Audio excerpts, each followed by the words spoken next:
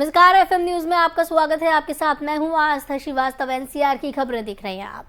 बढ़ते हैं अब खबरों की ओर। शराब नीति को लेकर आम आदमी पार्टी की मुश्किलें लगातार बढ़ती हुई नजर आ रही हैं। प्रवर्तन निदेशालय ने आप पार्टी के विधायक और नगर निगम चुनाव के प्रभारी दुर्गेश पाठक को तलब किया है। इसकी जानकारी उप मुख्यमंत्री मनीष सिसोदिया ने ट्वीट करके दी है और ईडी के सामने दुर्गेश पाठक पहुंच भी चुके हैं।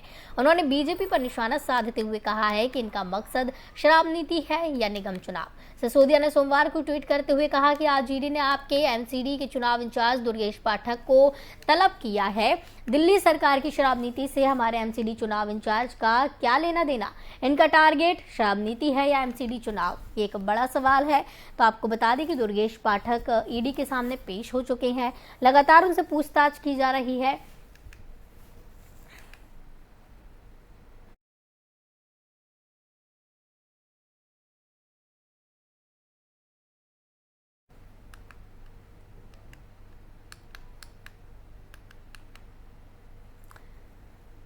आपको बताते चले कि शराब नीति को लेकर राजनीति गरमाई हुई है। इसी के चलते आम आदमी पार्टी के विधायक और चुनाव प्रभारी एमसीडी के उन्हें तलब किया गया है। ईडी के सामने पेश हो चुके हैं दुर्गेश पाठक। शराब नीति को लेकर लगातार आम आदमी पार्टी की मुश्किलें बढ़ती हुई नजर आ रही हैं। प्रवर्तन निदेशालय ने आपके विधायक और नगर निगम चुनाव के प्रभारी दुर्गेश पाठक को तलब किया है। लगातार उनसे पूछताछ की जा रही है और ईडी के सामने पेश होने के बाद सवालों की बौछारें उन पर की जा रही हैं।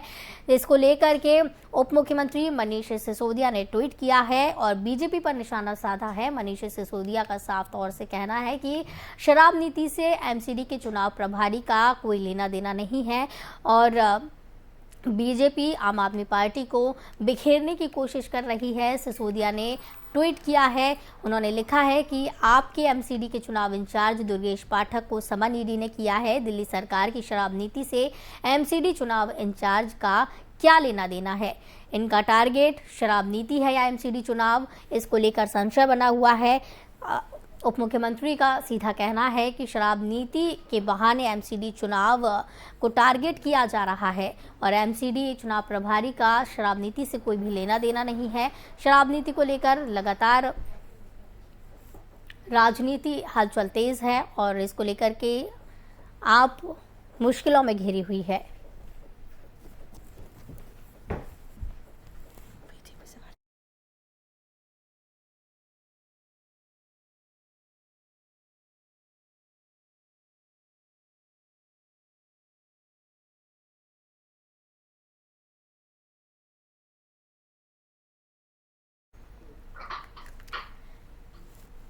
इसी खबर की तमाम जानकारी के लिए हमारे साथ बीजेपी से आरती मेहरा जी जुड़ी हुई हैं। आरती जी, बहुत बहुत स्वागत है आपका एफएम न्यूज में।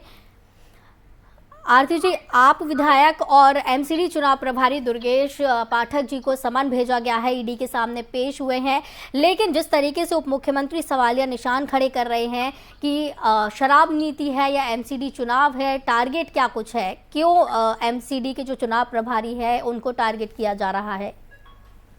इनके वो सभी एमएलए जो करप्शन में पूरी तरह से लिप्त हैं, जिनकी गतिविधियों पे पहले से ही ध्यान दिया जा रहा था, एक एक करके ईडी जो है वो इनके घर में इनको नोटिस भी दे रही है, इनको छापे भी दे रही है। तो ये एक एजेंसी है, ये अलग से स्वतंत्र एजेंसीज है, ये अपना काम कर रही हैं। वो अगर अपना काम कर रही हैं तो इनको कोई उसमें समस्या नहीं होनी चाहिए। समस्या ये है कि अरविंद केजरीवाल के राज एक के बाद एक खुलते जा रहे हैं, चाहे शिक्षा नीति का घोटाला हो, चाहे ट्रांसपोर्ट का घोटाला हो, चाहे पानी के टैंकरों का घोटाला हो। और शराब नीति में तो इन्होंने जिस तरह की अंधाधुंध कमाई की है और जो घटियापन करा है, छोटे एज को कम कर दिया, समय को बढ़ा दिया, जैसे दिल्ली के बच्चे को शराब में डुबोने का जो पूरी इनकी कवायद रही। तो मुझे लगता है कि अब ये इसलिए बौखला रहे हैं क्योंकि एक एक करके इनके सारे कच्चे चिट्ठे लोगों को समझ में आते जा रहे हैं। लेकिन आरती जी, सिर्फ दिल्ली ही नहीं और भी कई राज्य हैं जहां पर युवा शराब के नशे में डूबे हुए हैं और छोटे से लेकर बड़े तक शराब का सेवन करते हैं।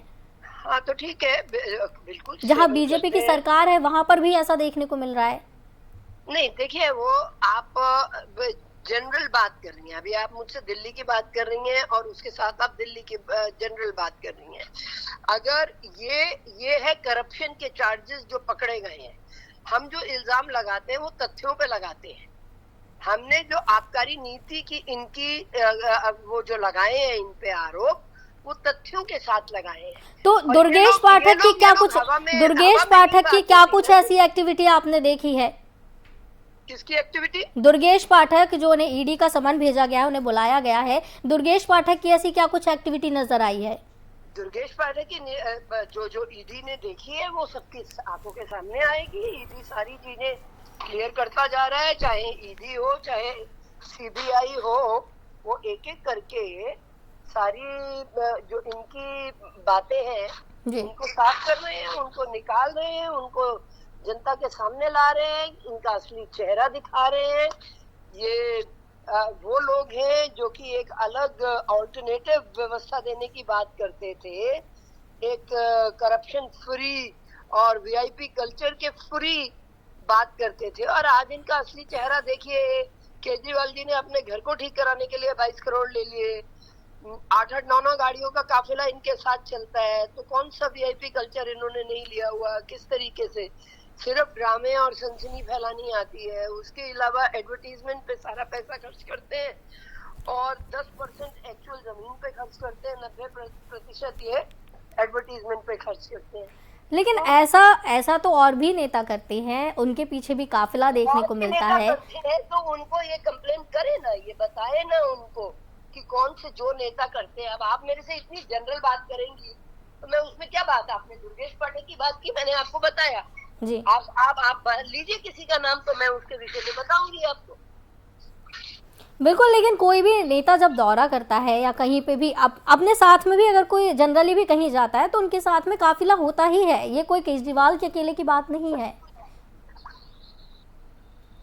केजरीवाल के अकेले की बात नहीं है, बट केजरीवाल की अगर जो आबकारी नीति है, या जैसे उन्होंने स्कूल बनाए तो स्कूल के कमरों में 5 लाख का इनके पास टेंडर आया, 28-28 लाख रुपए एक एक कमरे के पे किए गए, तो वो जस्टिफाई करे ना, वो जवाब देने से क्यों पीछे हट रहे हैं?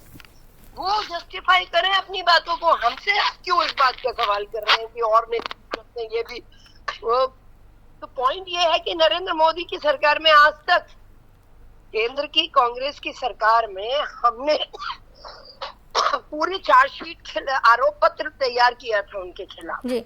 और हमने एक एक चीज लिखित में दी थी कि ये चीजें जो है वो कांग्रेस के समय में ये घोटाले हुए हैं, ठीक है। लेकिन अगर इन्हें कोई घोटाला हमारा मिलता है तो सब लोग मुंह से बोल सकते हैं, उसमें क्या प्रॉब्लम है? सब एक अभियान खड़ा कर सकते हैं भारतीय जनता पार्टी के खिलाफ जी, ठीक है। उन्हें कुछ मिल ही नहीं रहा। यहाँ पे डेवलपमेंट की बात हो रही है, यहाँ पे इंफ्रास्ट्रक्चर की बात हो रही है, यहाँ पे आरती जी सिसोदिया के ट्वीट पर बात करते हैं। सिसोदिया ने जो ट्वीट किया है, उन्होंने साफ तौर से यही लिखा है कि ईडी ने दुर्गेश पाठक को तलब किया है। चुनाव इंचार्ज एमसीडी के दुर्गेश पाठक हैं और जिस तरीके से वो घुमा फिरा कर बीजेपी पर ही आरोप लगा रहे हैं। देखिए, उनको जो आरोप लगाने हैं, जब वो फंसते जा रहे हैं तो वो आरोप तो हम पे ही लगाएंगे, तो आरोप लगाने दीजिए। हम सच के साथ है, हम तथ्यों के साथ कर रहे हैं वो। तो अगर ईडी ने तलब किया है तो क्या बात है, देश की एक एजेंसी है। बिल्कुल, और जो भी कुछ होगा वो तो ईडी के सामने आ ही जाएगा। जो भी कुछ होगा, तलब किया है, पूछताछ की जा रही है, वो सामने आ जाएगा जो भी कुछ होगा। बहुत बहुत धन्यवाद आरती जी हमारे साथ जुड़ने के लिए।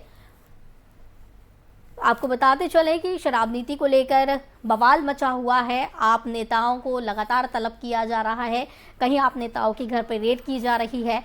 ईडी ने दुर्गेश पाठक को आज तलब किया है, दुर्गेश पाठक पहुंच चुके हैं, उनसे पूछताछ की जा रही है। लेकिन जिस तरीके से सिसोदिया आरोप लगा रही हैं बीजेपी पर, उप मुख्यमंत्री मनीष सिसोदिया ट्वीट करके सीधे तरीके से तो नहीं, लेकिन घुमा फिरा कर भी बीजेपी पर ही आरोप लगा रहे हैं। उनका सीधा कहना है कि एमसीडी चुनाव इंचार्ज का शराब नीति से क्या कुछ लेना देना है, उन्होंने ये सवाल किया है। साथ ही उन्होंने एक सीधा कहा है कि इनका टारगेट शराब नीति है या एनसीडी चुनाव।